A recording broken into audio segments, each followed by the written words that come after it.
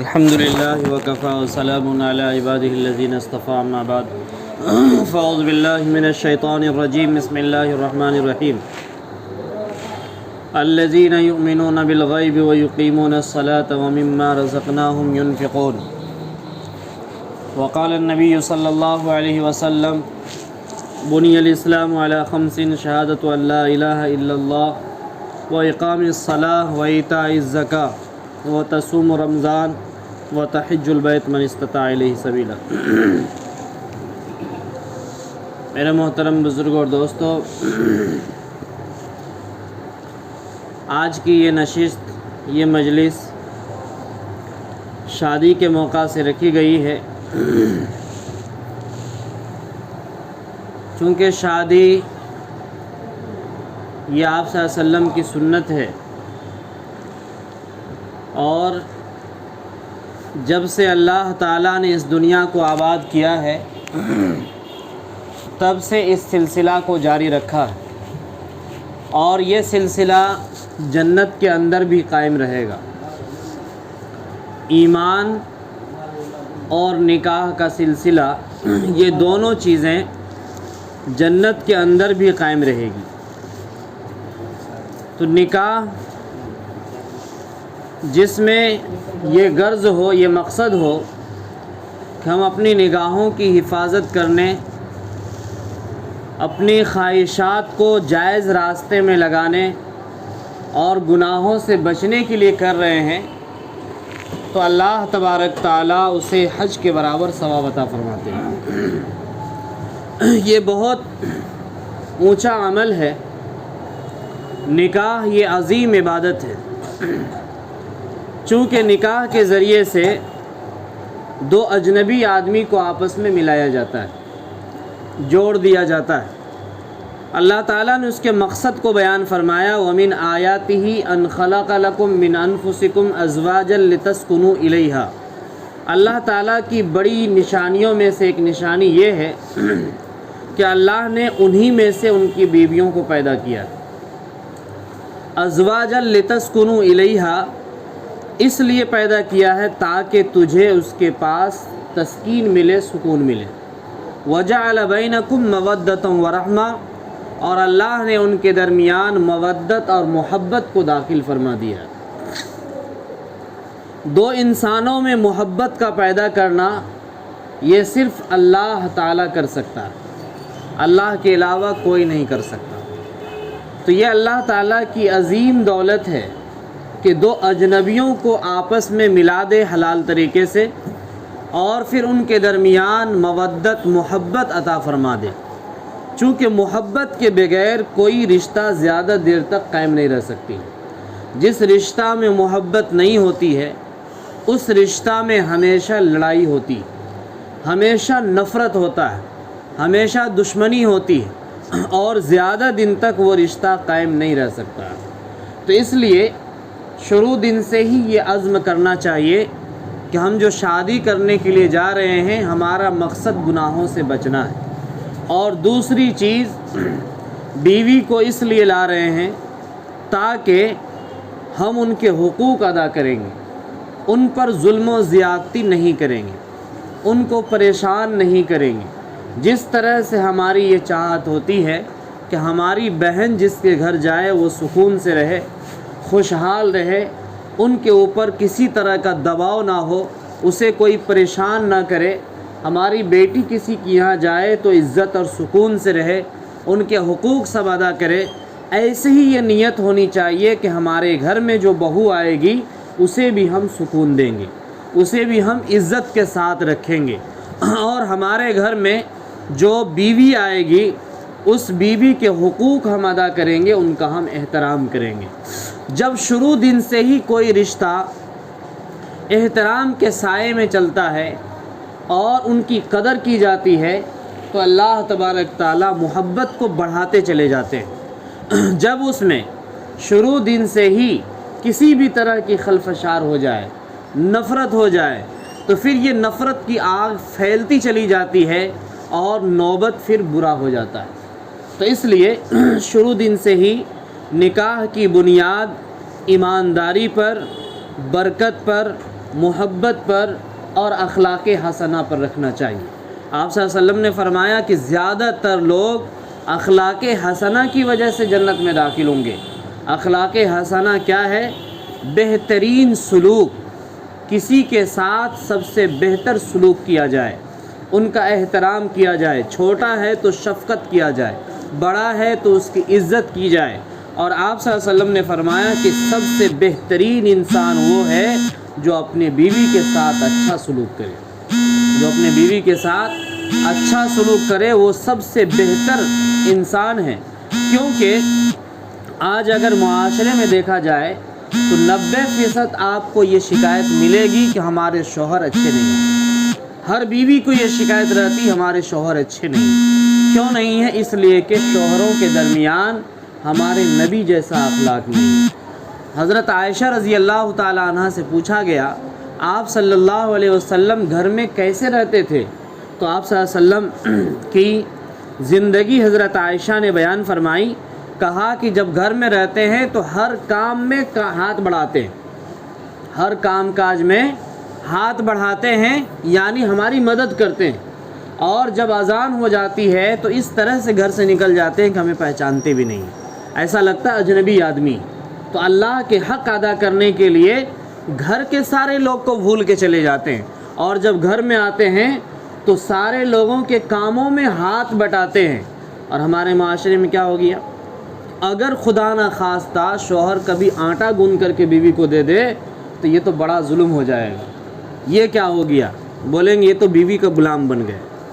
اگر خدا نہ خواستہ کبھی شوہر باپ پیشاب کرانے کے لیے بچہ کو لے کے چلے جائے، اس کے باتھ روم دھلا دے، ان کے گندگی دھلا دے، تو کہیں گے کہ بیوی کو گھر میں بیٹھا کے سلا کر کے کھلاتے ہیں اور اس کی غلامی خود شوہر کرتے ہیں۔ یہ چیز ہمارے سماج میں ہے، جس کی وجہ سے ہمارے سماج کے اندر اتنی زیادہ میاں بیوی میں خلفشار ہے۔ جب انسان یہ سمجھ لے کہ دوسری کی ضرورت کی طرح ہماری بھی ضرورت ہے، ہماری ضرورت کی طرح بیوی کی بھی ضرورت ہے، جب ایک دوسری کی ضرورت کو لوگ سمجھنے لگے، ایک دوسرے کے تکلیف کو اپنی تکلیف سمجھنے لگے، ایک دوسرے کی خوشی کو اپنی خوشی سمجھنے لگے، تو پھر وہاں سے نفرت ختم ہو جاتی ہے۔ اس لیے آپ صلی اللہ علیہ وسلم نے فرمایا کہ تم جو اپنے لیے پسند کرتے ہو وہی دوسرے کے لیے پسند کرو، جو اپنے لیے پسند کرتے ہو وہی دوسرے کے لیے پسند کرو۔ ساس آرام سے بیٹھی رہے گی، سوئی رہے گی، طبیعت ٹھیک ہے، صحت ٹھیک ہے، کوئی پرابلم نہیں ہے، اور یہاں بہو کے پیٹ میں 6 مہینہ کا حمل ہے، پیٹ میں درد ہے، اٹھنے کا من نہیں کر رہا ہے، گھبراہٹ ہے، بے چینی ہے، پریشانی ہے، اٹھے گی تو لگے گا ہارٹ اٹیک ہو جائے گا، اسی حال میں اسے روٹی بنانا ہے، اسی حال میں کھانا بنانا۔ اگر نہیں بنائے ساس خدا نہ خواستہ کبھی چولہے پہ چلے گئی تو پورے بستی کو جا کر کے ساس دکھائیں گے کہ یہ دیکھیے ہماری پتوہ ہے، بیٹھی رہتی ہے، سوئی رہتی ہے، اور سارا کام ہم کو ہی کرنا پڑتا ہے۔ اس سے کیا ہوگا؟ اس سے گھر کبھی نہیں چل سکتا، اس سے گھر کبھی نہیں چل سکتا، کیونکہ ہر عورت ایک دن بہو ہوتی ہے، اس کے بعد ساس بنتی ہے۔ ہر عورت ایک دن بہو بنتی ہے، اس کے بعد ساس بنتی ہے۔ تو ساس بننے سے پہلے جو بہو تھی ان کو اسی وقت سبق حاصل کرنا چاہیے۔ وہ بہو کیا چاہتی تھی کہ ہمیں ہماری ساس سہولت دے، آرام دے، راحت دے، اور جب ساس بن گئی ہے تو بہو بننے کی جو عمر تھا، جو ان کی زندگی تو وہ بھول گئی۔ اب کیا ہے؟ تو اب ہم سردار بن گئے، گھر کی ملکہ بن گئے، اب ہلاؤ نہ ڈلاؤ، ہمیں بیٹھے بیٹھے کھلاؤ، جو بھی ہو جائے، پاؤں جکڑ جائے، گردن جکڑ جائے، آنکھ کی روشنی بند ہو جائے، ہلنا نہیں ہے، ہل کے پانی بھی نہیں پینا ہے۔ یہ ہمارے معاشرے کی حالت ہے، یہ اکثر گھر کی یہ حالت ہے، جس کی وجہ سے اکثر گھر میں دیکھیں گے ساس اور بہو میں ہمیشہ افراتفری رہتا ہے۔ بہو کو ساس دشمن محسوس ہوتا ہے، ساس کو بہو دشمن محسوس ہوتی ہے۔ اس طرح سے جب گھر میں ماحول بن جائے تو پھر اس گھر میں برکت نہیں رہے گی، اس گھر میں محبت نہیں رہے گی۔ اس کا مطلب یہ ہے کہ اگر ہم گھر میں محبت چاہتے ہیں، عظمت چاہتے ہیں، برکت چاہتے ہیں، اللہ کی نعمت چاہتے ہیں، تو ہر ایک آدمی کو دوسرے کا درد سمجھنا ہوگا، ہر آدمی کو دوسرے کی ضرورت محسوس کرنی ہوگی، ہر آدمی کو اپنے ہی طرح سمجھنا پڑے گا۔ جب ایک دوسرے کے کام میں ہاتھ نہیں بٹائیں گے تو ہماری راحت میں بھی وہ ہاتھ بٹانے والا نہیں ہوگا، راحت میں بھی ہاتھ بٹانے والا نہیں ہوگا۔ خدا نہ خواستہ بیوی پریشان ہے، بخار لگا ہوا، سخت بخار ہے، اور ساس دیکھ رہی ہے، جاؤ دوائی کھلا دو، کھائے گی تو کھائے گی، نہیں تو کوئی بات نہیں ہے۔ کل ہو کر کے ساس جب بیمار ہوگی تو پتو جائے گی، بہو جائے گی، وہ کیا کہے گی؟ ہم کو بیڈ پر تڑپتے ہوئے چھوڑ دی تھی، مرے گی تو مرے گی، جو ہوگا وہ ہوگا، آج وہ بیمار ہوئے، چلو وہ بھی مرے گی، ایسے نہ ہوگا۔ اور یہی اگر ایک دوسرے کی ضرورت کو سمجھ لے تو پھر گھر میں کبھی خلفشار نہیں ہوگا۔ اللہ تبارک تعالیٰ نے قرآن کے اندر فرمایا ہے ہم نے ایک مرد اور ایک عورت سے ساری دنیا کو آباد کیا۔ مرد حضرت آدم علیہ السلام، عورت اماں حوا علیہ السلام، ان دونوں کی نسل سے اللہ نے اس دنیا کو آباد کیا۔ اور حابیل اور قابیل یہ دونوں سگے بھائی ہیں، حابیل اور قابیل دونوں سگے بھائی ہیں۔ حابیل جس لڑکی سے شادی کرنا چاہتے تھے وہ بہت زیادہ خوبصورت تھی، اور وہ پیدا ہوئی تھی قابیل کے ساتھ، اور اس وقت میں صبح میں ایک لڑکا ایک لڑکی پیدا ہوتے تھے، اور شام میں ایک لڑکا ایک لڑکی پیدا ہوتے تھے۔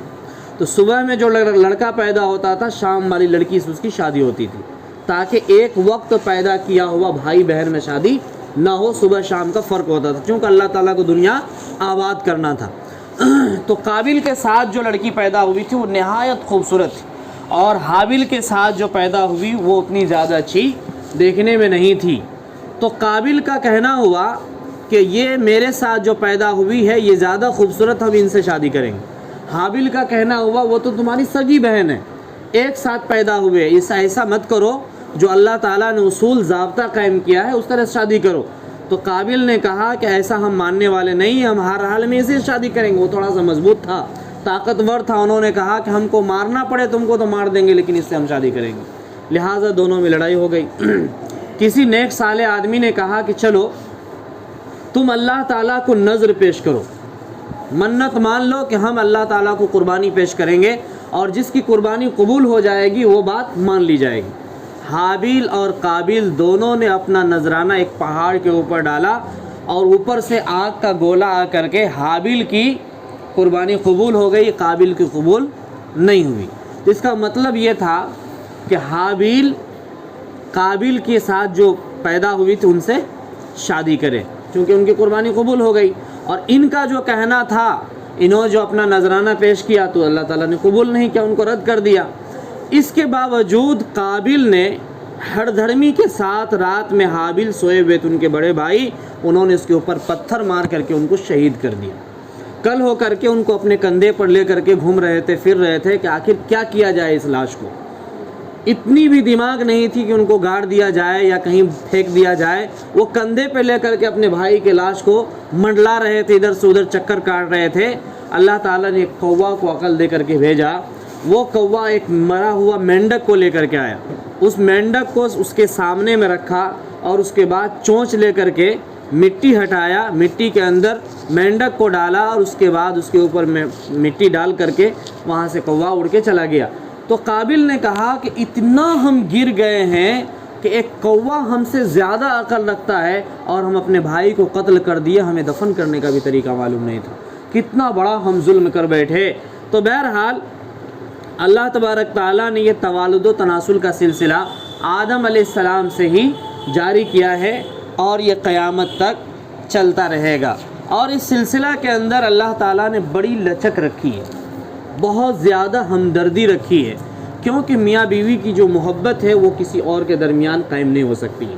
میاں بیوی سب سے الگ زندگی جیتی، اور سب سے الگ رشتہ ہے، کسی رشتہ سے اس کو تشبیہ نہیں دے سکتے، کسی رشتہ سے میاں بیوی کے رشتہ کو کسی رشتہ سے تشبیہ نہیں دے سکتے ہیں، کیونکہ سب سے الگ زندگی ہے، اور الگ زندگی کو الگ مرتبہ اگر نہیں دیں گے تو پھر یہ رشتہ صحیح سے نہیں چل سکتا ہے، یہ رشتہ صحیح سے نہیں چل سکتا ہے۔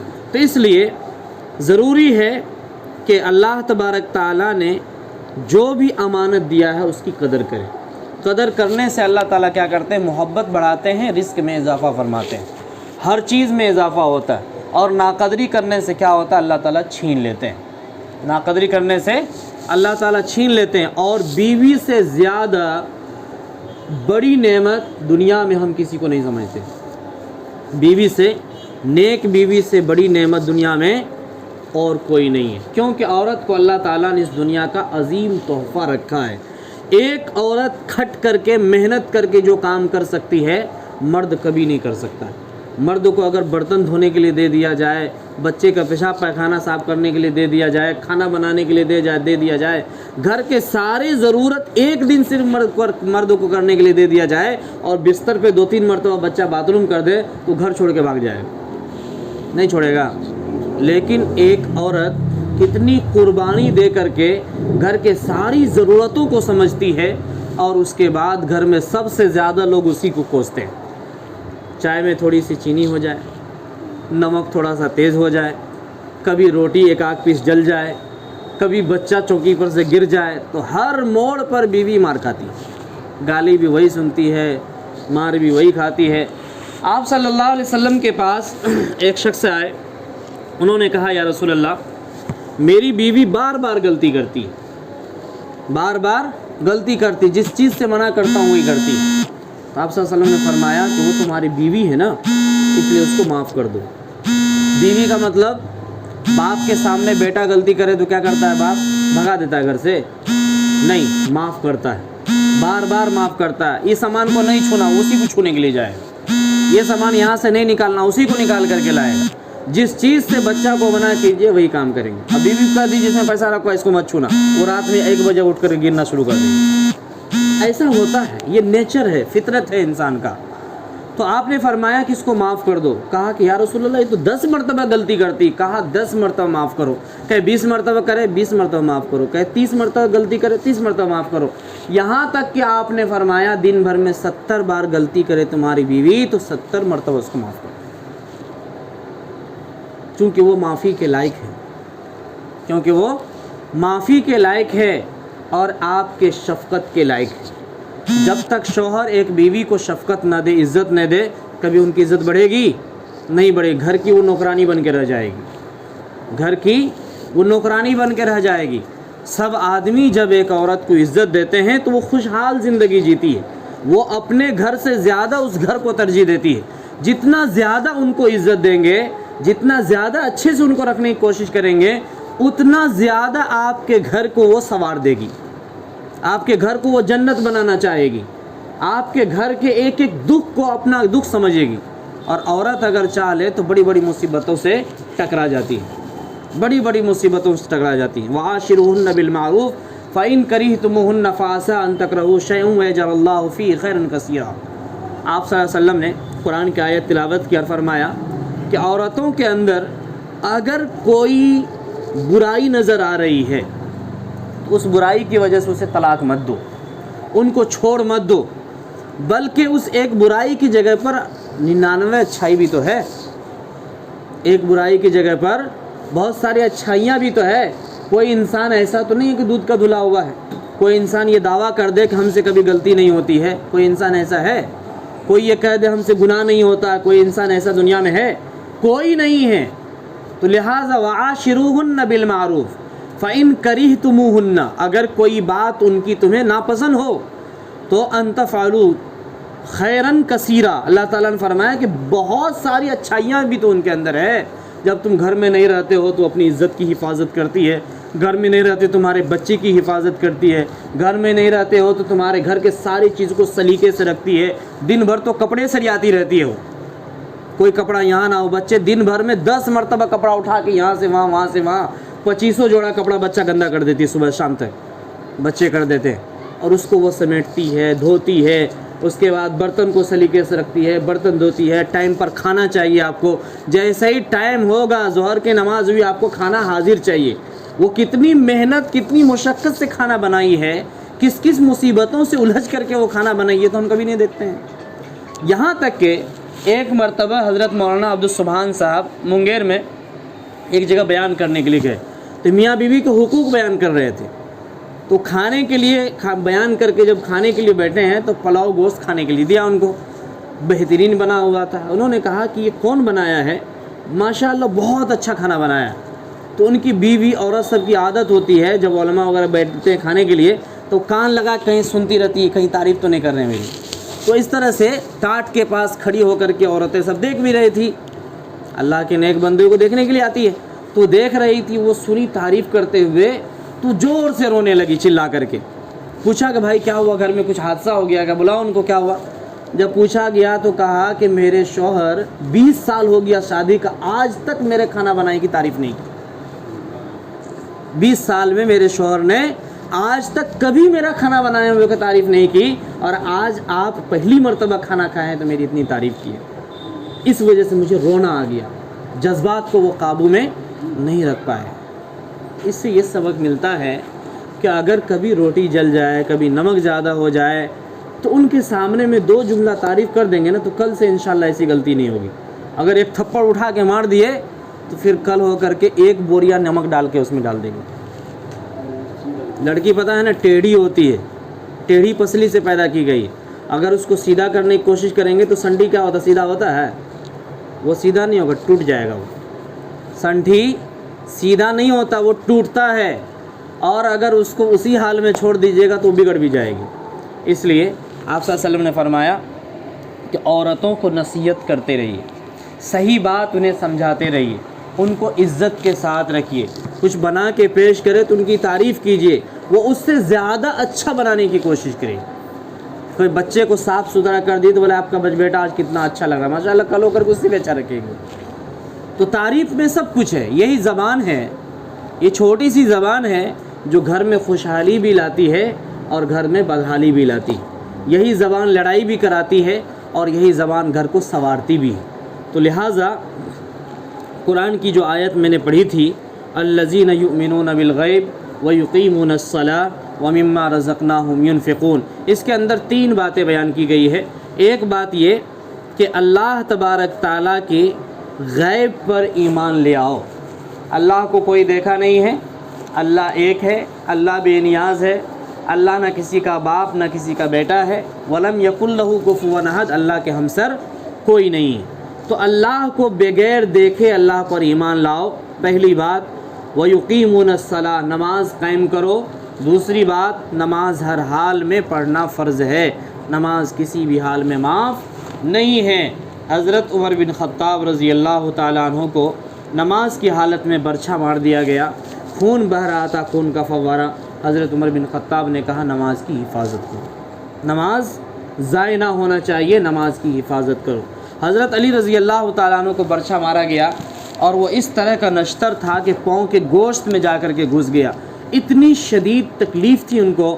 انہوں نے کہا کہ اس کو کوئی نہیں نکال سکتا ہے، جب میں نیت باندھ لوں نماز کے لیے تو اس وقت میں اس برچھا کو کھینچ لینا۔ وہ نماز کے لیے نیت باندھے اور اس کے بعد اس کو آسانی سے کھینچ لیا گیا، نماز میں اس کو محسوس بھی نہیں ہوا، پتہ بھی نہیں چلا۔ تو نماز اس لگن سے پڑھنا چاہیے کہ اللہ تعالیٰ حاضر و ناظر ہے، اللہ تعالیٰ کو ہم دیکھ رہے ہیں، اگر یہ شکل نہ ہو سکے تو اللہ ہم کو دیکھ رہا ہے۔ یہ زندگی اللہ کی دی ہوئی ہے، ہم سب کو پیدا ہونے سے پہلے اللہ تعالیٰ نے اتنا بڑا آسمان، اتنی بڑی زمین اور اس کے اندر ہوا کا چلنے کا نظام، پانی کا نظام، انسان کی جو بھی ضرورت ہو سکتی تھی اللہ تعالیٰ نے ساری ضرورت کو پیدا کر کے انسان کو پیدا کیا۔ کوئی ضرورت ہے جو انسان کا باقی ہو؟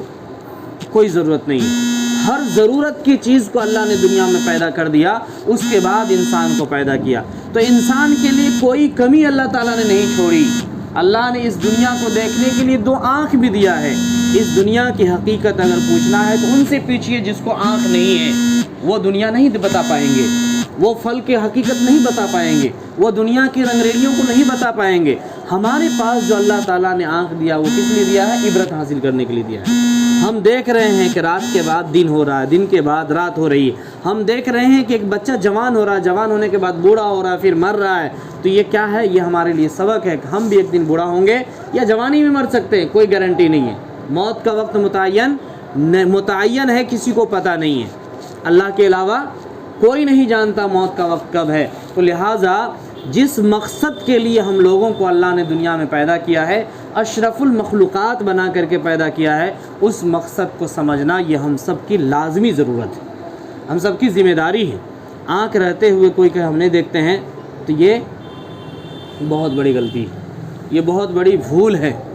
ہم نماز نہیں پڑھ رہے ہیں تو یہ ہم اللہ کو دھوکہ نہیں دے رہے بلکہ اپنے آپ کو دھوکہ دے رہے ہیں۔ وَيُقِيمُونَ الصَّلَاةَ وَمِمَّا رَزَقْنَاهُمْ يُنْفِقُونَ، اور اللہ تعالیٰ نے جو مال دیا ہے اس مال کو اللہ کے راستے میں خرچ کرتے رہو۔ یہ مال دیا ہوا کس کا ہے؟ اللہ کا ہے، ہمارا دیا ہوا نہیں ہے، نہ ہمارا پیدا کیا ہوا ہے۔ ہم لوگوں کو صحت بنا کے رکھا، کماتے ہیں کھاتے ہیں، اگر صحت نہیں رہے تو ایک مہینہ میں تو خاک پتی بن جاتا ہے۔ دیکھتے ہیں ایک ایک بیماری ایسا ہے کہ اگر وہ بیمار گھر میں آ جائے یا لگ جائے، اللہ نہ کرے ہمارے سب گھر میں ہو، ہمارے سماج میں ہو، لیکن ایسے بیمار ہے کہ وہ بیماری اگر لگ جائے اور بینک بیلنس کتنا بھی ہو تو چند مہینے میں گھر بک جاتا ہے، ایک بیماری میں گھر بک جاتا ہے۔ تو نہ ہم پیدا ہوئے تھے پیسہ لے کر کے، نہ جائیں گے پیسہ لے کے، پیدا بھی خالی ہاتھ آئے تھے اور جائیں گے بھی خالی ہاتھ، لے کے کیا جانا ہے؟ نیک اعمال۔ نیک اعمال پہ ہی کامیابی ملے گی، چونکہ یہ زندگی ختم ہو جانے والی ہے۔ اور بنی الاسلام علی خمس شہادت ان لا الہ الا اللہ، اللہ کے نبی صلی اللہ علیہ وسلم نے فرمایا کہ اسلام کی بنیاد 5 چیزوں پر ہے۔ ہر چیز کی اصل ہوتی ہے نا، گھر جو بناتے ہیں تو اس میں کیا کرتے ہیں؟ پیلر ڈالتے ہیں، 4 کونے پر جو ہوتا ہے اس کو بنیاد کہتے ہیں۔ مکان کی بنیاد ان 4 پیلروں کے اوپر ہوگا اور اس کو مضبوط بنایا جاتا ہے۔ اگر کمزور بنایا جائے تو چھت گر جائے گا، مکان کی بنیاد مضبوط نہیں ہو پائے گی۔ تو اسی طرح سے اسلام کی بنیاد 5 چیزوں پر ہے۔ نمبر 1 توحید، اللہ کو ایک ماننا، اللہ کے علاوہ کسی کو شریک نہ کرنا، اللہ کے علاوہ کسی کی عبادت نہ کرنا، وہ تنہا ہے، ہر حال میں اس کے سامنے ہی سجدہ کرنا، اس کے علاوہ کسی کے سامنے سجدہ نہ کرنا۔ اور دوسری چیز نماز قائم کرنا، اور تیسری چیز رمضان کا روزہ رکھنا، چوتھی چیز اللہ نے مال دیا ہے تو اس کی زکوٰۃ نکالنا، اور 5ویں چیز ہے اللہ تعالیٰ نے استطاعت دی ہے تو حج کرنا۔ یہ 5 چیزیں اسلام کی بنیاد ہے، اور بنیاد کا مطلب ہے ہر بالغ مسلمان پر یہ فرض ہے، ہر بالغ مسلمان پر یہ فرض ہے۔ ایک نوجوان بچہ ہے، وہ جیسے بالغ ہوتا ہے، مسلمان ہے، تو بالغ ہوتے اس کے اوپر نماز کے ٹائم میں نماز فرض ہو جاتا ہے۔ اب نماز پڑھنا اس کے لیے ضروری۔ اسی طرح سے روزہ کا ٹائم آتا ہے تو اس پر روزہ فرض ہوتا ہے، مال ہو جاتا ہے تو زکوٰۃ فرض ہوتا ہے، اس سے زیادہ مال ہو گیا تو اس کے اوپر حج فرض ہو جاتا ہے۔ اسی طرح سے کوئی آدمی مسلمان ہے، مسلمان نہیں ہے، وہ اسلام قبول کیا ہے، چاہے وہ بالغ ہو، بڑا ہو، چاہے چھوٹا ہو، جیسے اسلام قبول کرتا ہے تو اسلام قبول کرنے کے بعد اس کے اوپر نماز فرض ہو جاتا ہے۔ دوسرے مرحلے میں کیا ہے؟ توحید کے بعد نماز ہے، نماز فرض ہو جاتا ہے۔ تو لہٰذا بھول کے بھی نماز نہیں چھوڑنی چاہیے، نماز چھوڑنے والوں کا انجام بہت برا ہے۔ اللہ تعالیٰ نے ہم سب کو اسی لیے پیدا کیا، ہماری مقصد ہی اللہ تعالیٰ کی عبادت ہے۔ وما خلقت الجن والانس الا لیعبدون، ہم نے انسانوں اور جناتوں کو اسی لیے پیدا کیا ہے تاکہ وہ میری عبادت کرے۔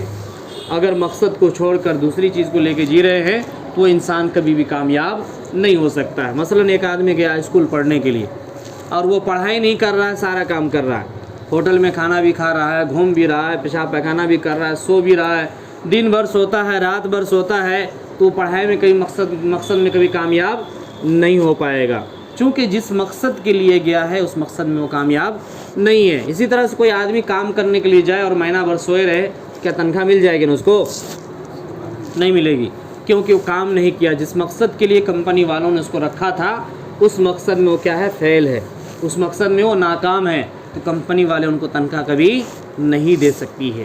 تو لہٰذا مقصد جو بھی ہے، اللہ تعالیٰ نے ہمیں دنیا میں اسی لیے اشرف المخلوقات بنا کر کے بھیجا ہے تاکہ ہم اللہ تعالیٰ کی عبادت کریں۔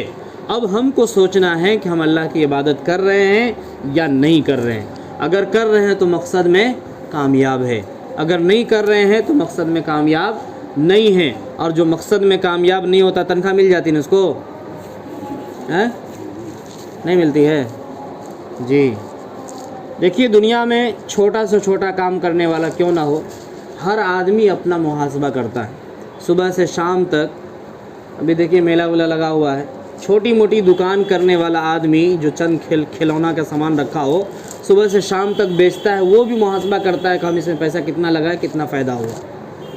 ہر آدمی گنتا ہے پیسہ صبح سے شام تک کام کر کے کہ ہم کو اس میں فائدہ ہوا کہ نقصان ہوا۔ فائدہ ہوتا ہے تو خوشی مناتا ہے، نقصان ہو جائے تو دکھ ہوتا ہے، افسوس ہوتا ہے، شرمندگی ہوتی ہے کہ اتنا محنت کیے، دھوپ میں بیٹھے، صبح سے شام تک بیٹھے، کوئی فائدہ نہیں ہوا ہے۔ تو اسی طرح سے اللہ تعالیٰ نے ہم کو بھی بغیر مقصد کا پیدا نہیں کیا۔ ہمیں جو دو آنکھ دیا، دو ہاتھ دیا، دو پاؤں دیا، ہم اور اس کے بعد جو ہے ہمیں منہ دیا، اتنا بہترین سانچے میں اللہ تعالیٰ نے انسان کو ڈھالا ہے۔ انسان کو ایک طرف رکھ دیجئے اور دوسرے 18,000 مخلوق کو دوسری طرف رکھ دیجئے، تو اللہ تعالیٰ نے انسان کو سب سے بہترین بنایا ہے۔ اسی لیے بنایا تاکہ یہ اللہ کی عبادت کرے۔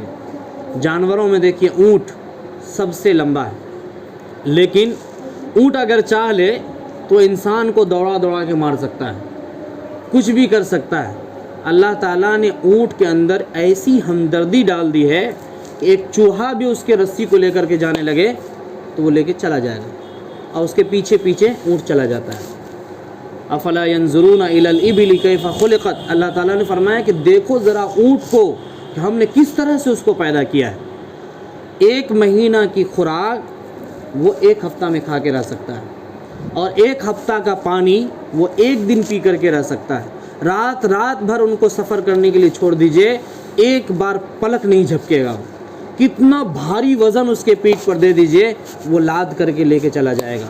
بڑی بڑی خصوصیت اللہ تعالیٰ نے اونٹ کے اندر رکھی۔ اتنا بڑا جانور ہے لیکن ایک انسان کے تابع ہے۔ یہ کون کیا ہے؟ یہ اللہ تعالیٰ نے کیا ہے۔ ہر مخلوق کو انسان کے تابع اللہ نے کیا ہے۔ تو یاد رکھنا چاہیے دنیا کی ہر چیز کو، الدنیا خلقت لکم وانتم خلقتم للآخرہ، دنیا کی ساری چیزوں کو اللہ تعالیٰ نے انسانوں کے فائدے کے لیے بنایا ہے، اور انسان کو آخرت بنانے کے لیے بھیجا ہے۔ انسان کو آخرت بنانے کے لیے بھیجا ہے کہ آخرت میں ہمارا کیا مقام ہوگا، اللہ تعالیٰ نے کامیابی کے لیے کیا کیا شرائط رکھے ہیں، اس کامیابی کے راستے پر چلیں گے۔ دنیا دیکھیے کتنا بھی کما کے چلے جائیں، سونے کا مکان بنا کے چلے جائے، سونا کے مہنگیا میں سو کر کے چلے جائے۔ فرعون کیا کرتا تھا؟ ان کے پاس خزانے کی ریل پیل تھی، سونے کا مکان تھی، سونے کا مہنگیا بنایا تھا بیٹھنے کے لیے، سونے کے لیے، سونا کا، اس کے اوپر وہ سوتا تھا۔ لیکن آج کہاں ہے؟ آج مصر کے عجائب خانہ میں۔ جب دولت دیا تو کیا کہا؟ انا ربکم الاعلی، میں سب سے بڑا خدا ہوں، مجھ سے بڑا خدا کوئی نہیں ہے۔ لیکن اللہ تعالیٰ نے ان کے خدائی کو دریائے قلزم میں غرق کر دیا، کہا تم خدا ہو تو بچو۔ جب مرنے لگا، تڑپنے لگا، اس کی لمبائی بھی اتنی بڑی تھی، 60 ہاتھ تھا، کتنا تھا۔ تو بہرحال جب وہ ڈوبنے لگا تو کہا کہ ہم ایمان لائے موسیٰ پر، موسیٰ کے خدا پر، لیکن اس وقت کا ایمان لانا کوئی کام کا نہیں تھا۔ زندگی جب ملی تو اکڑتا تھا، صبح و شام کہتا تھا میرا ہے پانی، میرے حکم سے برس رہا ہے، اور دنیا میں چلا رہا ہوں، میں ہی خدا ہوں، میرے سامنے سجدہ کرو۔ بادشاہ سکندر بھی بہت بڑا بادشاہ تھا، انہوں نے بھی اس ملک پر راج کیا ہے، اور بہت خودداری کے ساتھ انہوں نے بادشاہت کی، اور ان کے دور سلطنت میں کسی چیز کی کمی نہیں تھی۔ جب وہ مرنے لگا تو انہوں نے کہا کہ میرا ہاتھ، دونوں ہاتھ کفن سے باہر کر دینا، میرا دونوں ہاتھ کفن سے باہر کر دینا۔ لوگوں نے پوچھا کہ بھائی دیکھنے والے یہ کہیں گے کہ مرنے کے بعد بھی ان کی خواہش پوری نہیں ہوئی ہے، آج بھی یہ چاہتا ہے فلاں ملک کو اپنے قبضہ میں کر لے، فلاں سلطنت کو اپنے قبضہ میں ملا لے، فلاں خزانے کو ہم لے لے، آج بھی ہاتھ پھیلا رہا ہے، مطلب مانگ رہا ہے، اس کے شوق پورا نہیں ہوا، ان کی خواہش پوری نہیں ہوئی، اس کا لالچ ختم نہیں ہوا۔ انہوں نے کہا نہیں، جو یہ سمجھیں گے ان کو یہ کہہ دینا کہ سکندر بادشاہ اتنا بڑا بادشاہ ہونے کے باوجود آج جب قبر میں جا رہا ہے تو خالی ہاتھ جا رہا ہے۔ یہ سبق کے لیے، عبرت کے لیے انہوں نے دونوں ہاتھ باہر کروایا تھا کفن سے، تاکہ لوگ عبرت حاصل کرے کہ میرے پاس سب کچھ تھا، لیکن جب ہم جا رہے ہیں تو میرا ہاتھ خالی ہے، میرے ہاتھ میں کچھ بھی نہیں ہے۔ تو ہم نہ کچھ لے کے آئے تھے، نہ کچھ لے کے جائیں گے، جو ہے سب دنیا کی ہے، دنیا میں رہ جائیں گے، اور یہ زمین آسمان کا مالک صرف اللہ تعالیٰ ہے، اور اللہ ہی اس کا وارث تھے اور وارث ہے، اور آخر میں وارث اللہ ہی رہیں گے۔ تھوڑی دن کے لیے ہم لوگوں کو نگرانی کے لیے بھیجا گیا ہے، تو اللہ کی امانت میں ہم خیانت نہ کریں، چاہے وہ بیوی کے شکل میں ہو، ماں کے شکل میں ہو، باپ کے شکل میں ہو۔ ماں باپ کا بہت بڑا درجہ ہے، ماں باپ کا درجہ دنیا کا کوئی انسان نہیں لے سکتا، ماں باپ کا درجہ دنیا کا کوئی انسان نہیں لے سکتا ہے۔ اور جس نے ماں باپ کے ساتھ بے وفائی کی، ماں باپ کو ستایا، تو اسے جنت نہیں مل پائے گا، کیوں نہیں ملے گا؟ اس لیے کہ اللہ کے نبی صلی اللہ علیہ وسلم نے فرمایا کہ باپ جنت کا دروازہ ہے اور ماں کے قدموں کے نیچے جنت ہے۔ ماں کے قدموں کے نیچے جنت ہے، باپ جنت کا دروازہ ہے۔ تو یہاں دروازہ باپ کو بنایا ہے، قدموں کے نیچے جنت ماں کے ہے، اور انہی سے ہم ناراض ہو کے آئیں گے تو کیا جنت مل جائے گی؟ اس لیے کسی نے کہا ہے جس نے پایا ماں باپ کا سایہ، برتاؤ کیا حسن سلوک کا، تو جنت میں گھر بنایا۔ پھیرا ہے جس نے اطاعت والدین سے رخ سرور، ہر جستجو میں نے اسے ناکام ہی پایا۔ لوگ سوچتا چلو بیوی ہو گئی، چلو دلی بمبئی میں جاتے ہیں، وہاں کمائیں گے، عیاشی کریں گے۔ میاں بیوی رہیں گے، ماں باپ کو کون جانتا ہے؟ ماں باپ اس لائق بنا دیے ہیں، اب ہم لوگ خود کمائیں گے، کھائیں گے، وہاں سے کوئی مطلب نہیں ہے۔ ماں باپ مرے، بوڑھا ہو جائے، پریشان ہو جائے، کوئی مطلب نہیں۔ یاد رکھیے گا، جو ماں باپ کو چھوڑ کر کے زندگی جیے گا وہ کبھی خوش نہیں رہ پائے گا، اور ان کی اولاد بھی ان کو جیتے جی چھوڑ دے گی۔ یہ طریقہ ہے، یہ روایت ہے، اور یہ عادت ہے۔ اللہ کے نبی صلی اللہ علیہ وسلم نے فرمایا کہ اللہ تعالیٰ سب کی نافرمانی اور سب کے ظلم و ستم کو قیامت تک کے لیے ٹال سکتے ہیں، دور کر سکتے ہیں، لیکن ماں باپ کے ساتھ جس نے ظلم کیا ہوگا اللہ تعالیٰ اس کو دنیا میں ہی دکھا دیں گے، دنیا میں ہی دکھا دیں گے۔ ایک آدمی اپنے باپ کے گلے میں رسی باندھ کر کے کھینچ کے لے کے جا رہا تھا، ایک درخت کے قریب گیا، کہا کہ بیٹا بس کرو۔ پوچھا کیوں؟ کہا اس لیے کہ ہم بھی اپنے باپ کو یہیں تک کھینچ کے لے گئے تھے، ہم بھی اپنے باپ کو یہیں تک کھینچ کے لے گئے تھے، اب بس کر دو۔ تو یہ تو اللہ تعالیٰ دنیا میں ہی بدلہ دکھا دیتے ہیں۔ ہم نے اپنی آنکھوں سے دیکھا ہے، ایک آدمی حاجی صاحب تھے، حاجی یوسف صاحب، وہ رات میں باتھ روم کے لیے اٹھے ہیں۔ رات میں دیکھیے بوڑھے ہونے کے بعد جو ہے نا ذہن بچے والا ہو جاتا ہے، کھائیں ابھی بولیں گے نہیں کھائیں، ابھی باتھ روم کیے نہیں گئے، رات میں 1 بجے اٹھا دیا، بیچارے غصہ آیا ہوا تھا، ایسا لات مارا گڑک کر کے وہ پانی میں چلے گئے۔ بوڑھے تھے، باپ کو مارا۔ تو اس نے کہا کہ ہم بد دعا تو نہیں دیں گے، انصاف اللہ کرے گا، بد دعا نہیں دیں گے، انصاف اللہ کرے گا۔ کچھ دن کے بعد اس کا بیٹا جو مارا تھا، اس کا بیٹا بمبئی میں کام کرتا تھا، وہاں سے آیا، اور آنے کے بعد کچھ ایسی بات ہو گئی، وہ بیٹا کداری لے کر کے جا کے باپ کو یہاں مارا اتنا زور سے، یہاں کی ہڈی کاٹ دی۔ بدلہ ملا کہ نہیں؟ باپ پر ظلم کیا ہوا کا بدلہ اللہ تعالیٰ برداشت نہیں کر سکتے، اس لیے کہ ماں باپ کی جتنی بڑی قربانی ہوتی ہے وہ ایک باپ ہی سمجھ سکتا ہے اولاد کو پرورش میں ماں باپ کیا کیا کرتے ہیں۔ ہر صاحب اولاد اس کو سمجھ سکتا ہے، دوسرا آدمی نہیں سمجھے گا۔ مودیا کیا سمجھے گا، یوگی کیا سمجھے گا؟ ان کو کیا پتہ انسانیت کس چیز کا نام ہے، بچی کس چیز کا نام ہے، بیوی کس چیز کا نام ہے۔